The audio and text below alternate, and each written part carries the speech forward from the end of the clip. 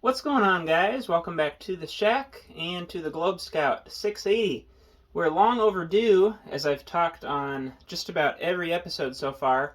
We're long overdue for just a basic cleaning on this machine, and so that's what we're going to do today. We're going to take some of our deoxit and some Q-tips that I've got, and we're just going to work our way around. We've had kind of some intermittent weird issues, as you've seen, that are most likely related to things possibly just being dirty. And so this is something that we've been needing to do, and I'm excited to get to it and see what difference it might make. So stay tuned. Okay, so one thing that's important to remember is to unplug what you're working on. If you're ever getting inside of it, you never want to have it plugged in, and ideally you should discharge the capacitors, which would mean taking a, you could call it a discharge stick, or even just a screwdriver with an insulated handle, and you want to touch it from anywhere that there's B plus to a chassis ground, and that's going to act as a way to discharge your capacitors. Okay, so we're working bottom side today to get started. And we're just going to kind of work our way across the controls here, starting with the filament gain, which I just learned is also the mic gain. I could not figure out what filament gain was, and if I would have just read one page further in the manual, I would have figured it out. So, starting with our fader lube, deoxit, I can just get inside of the bottom of the pot here, the potentiometer, and you don't want to go crazy with this stuff. I'm just going to make sure it's actually coming out. There it is. And then we're going to work that control back and forth a number of times. I've got to thank Terry at D-Lab. If you're not subscribed to D-Lab Electronics, highly, highly recommend it. I've been watching for a couple years, and he and I have some of the few videos on WRL products. And one of his deals with specifically cleaning a radio very similar to this.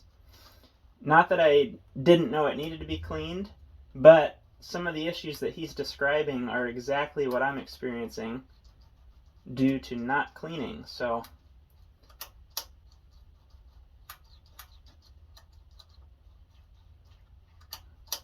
this control is not too vital to us yet because we're only operating CW, and we know that the on-off portion of the switch is working. Once I get a microphone hooked up to this, we'll be able to do a lot more testing. Okay, next, our transmit standby switch.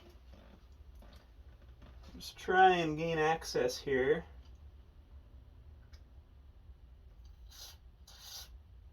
Without opening it up, it's kind of hard to get in there. And on Terry's video, he actually replaces his,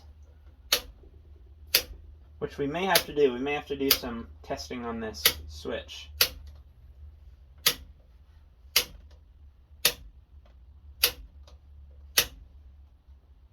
I'd like to get it right in there.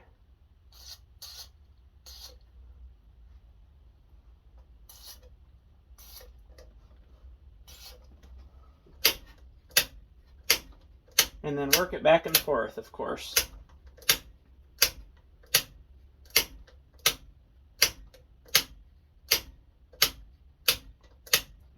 We're less likely to have success with these toggle switches because the contacts in here will actually wear down to where they're not functioning at all. They'll get burnt up. Where in a potentiometer, we're just dealing with a lack of contact along the range of the potentiometer, and it can usually be cleaned. But we'll see what happens here.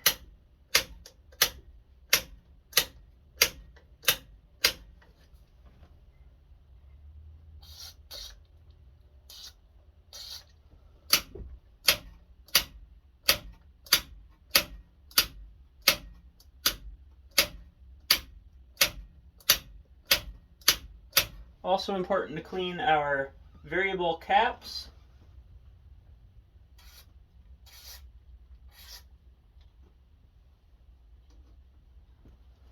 This oscillator tune is nice because it has no stops, so I can just easily rotate it around. And I actually see quite a bit of grime on this, so I'm going to take a Q-tip here.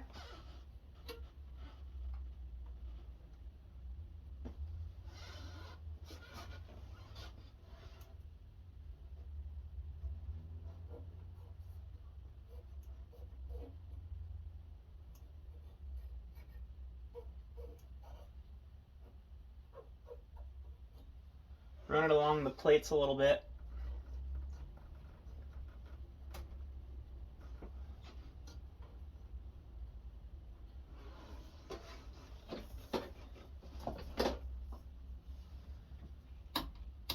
Now on our band switch, I'm going to bring you in closer to show you what we're looking at here. Terry does a really good job of showing this, but you can see on our band switch how we've got some shiny areas and then a lot of dark areas. Where there's corrosion, these wafers need to make contact throughout their whole range. And if we take a look here, we're not making contact there or there. Kind of the second half of that, there you can see the clean part coming around. But right where we need it is completely corroded. Same thing on the back side here. So I'm going to spend a little time with our deoxit and Q-tips, and we'll see if we can make a difference here. Here's the aftermath of cleaning our band switch, but hopefully you can see a nice difference here, especially on our front wafer. Very nice. The back here needs a little bit more work, but it's a vast improvement. So now we'll go top side, and we need to clean our antenna and plate control capacitors. So not too bad here. We're just going to take a little bit of our deoxit. This stuff is not spraying nearly as much as it sounds. You can see it's just kind of dribbling out. So I got to quit leaving the aerosol cans out in the cold. Then we're just going to work this back and forth. And I'll do the same thing here with a Q-tip. Just make sure things are nice and clean. I can feel a little bit of the chunkiness that Terry references in his video. And you can see these exposed ball bearings. I need to get in there and clean those and then re-grease. So I'll do that as well while I'm here. You can feel the roughness of the ball bearing as it turns. So I'm excited to get that cleaned up. Alright, we're all cleaned up and lubricated. This will take a little while to work these in. I can still feel a little bit of funny bearing grind in there, but it'll get better and better as I keep using them. Okay, so we're going to go through our tune-up procedure and see if there's any difference in our performance. So a couple problems we were having the last time we used this, or on the last episode, is there was kind of an intermittent plate reading. When I was trying to tune the plate tune, occasionally the meter would just show 0, and then it would spike up and it would not dip, and different things like that. And then we also had an issue with what I thought were faulty crystals, but where we would just have this odd sounding CW tone, and that has yet to be seen if there's any difference or if it is actually bad crystals. It was just kind of an electrical, not really a hum, but just a staticky electrical noise rather than a nice smooth tone as you heard on the last one. So we're going to go through. I don't know that I've let it warm up quite long enough and we're out in the cold shack, but I've had it on for probably 10 minutes. And so let's see what we can do. So our first step, if you remember, is to flip to the grid on our meter. We want all controls pointed to the left. We want our gain on. We want to flip to transmit on CW mode, of course.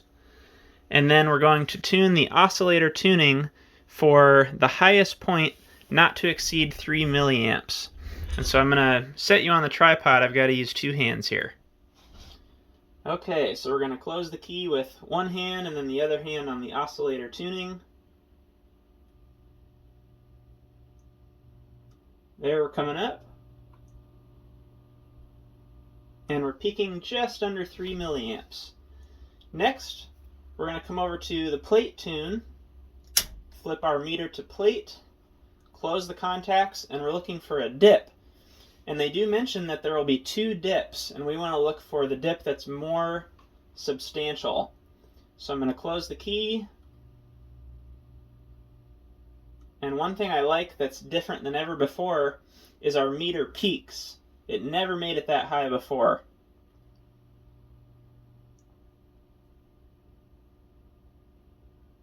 There's our dip. So then we'll go off the key, and now we're going to go to our antenna load, and we want to increase to our highest point, not to exceed 130 milliamps.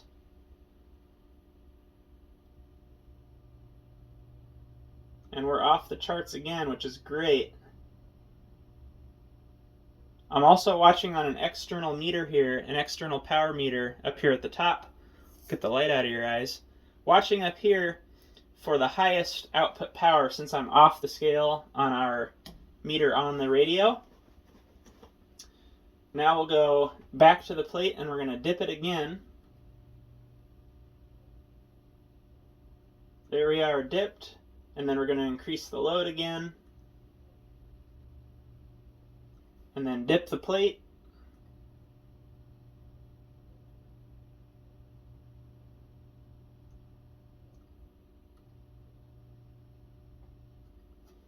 And I'm making so much power, I'm not able to keep it on the scale.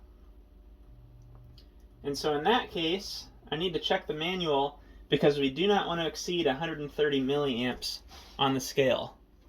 So my understanding of the manual just now is that we do not want to exceed 130, and we're doing that by advancing the loading control. And so what I'm going to try doing is closing the key and decreasing the loading control to see if that brings our total milliamps down, and it does. So I'm going to bring that down to right about at our 130. I'll show you that here.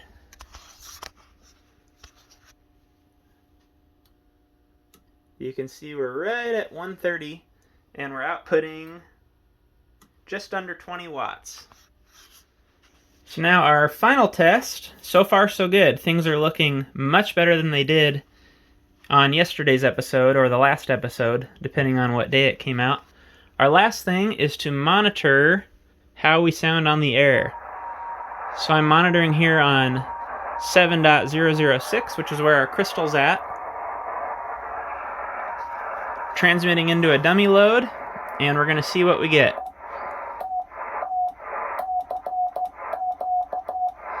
Let's see if I go up just slightly. It's a little low.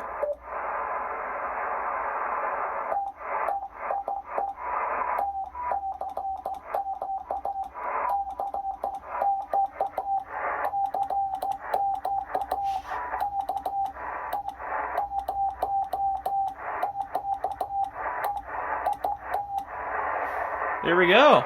Sounding very good. And at least in that time, there was no drift. So we've made a great improvement by simply cleaning the radio. So thanks for watching to this point. On our next episode, we're going to try and desolder some resistors that I have a feeling are out of spec and take a look at those. Once that's done, we're going to go through the alignment procedure, make sure everything is in order as far as that goes. We're meeting all of the correct voltages and correct numbers that we need to see before we put this thing back in the case and give it a good external cleaning before we put it back into service. So thanks again for watching. Make sure to like and subscribe as always, and I'll see you on the next episode.